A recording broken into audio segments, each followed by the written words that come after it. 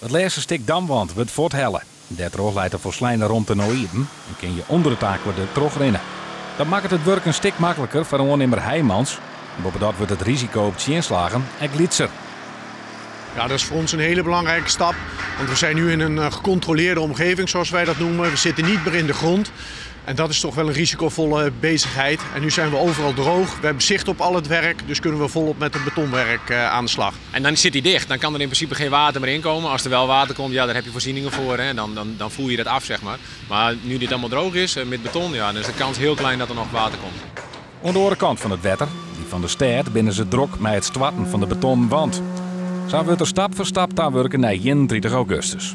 Dan moeten hier de eerste auto's doorheen rijden. Er is nog gigantisch veel werk te verzetten tot 31/8, maar we liggen op schema. Het is niet een planning van we gaan nu achterover hangen. Het is druk op de planning, er moet een hoop gebeuren. Heijmans maakt daar waar nodig lange dagen. Daar waar nodig gaan we ook in het weekend werken, zeg maar. En er zijn een aantal werkzaamheden die gewoon wel lastig blijven. En dat heeft ook te maken met het feit dat je op een heel klein stukje werk met heel veel mensen tegelijk moet werken.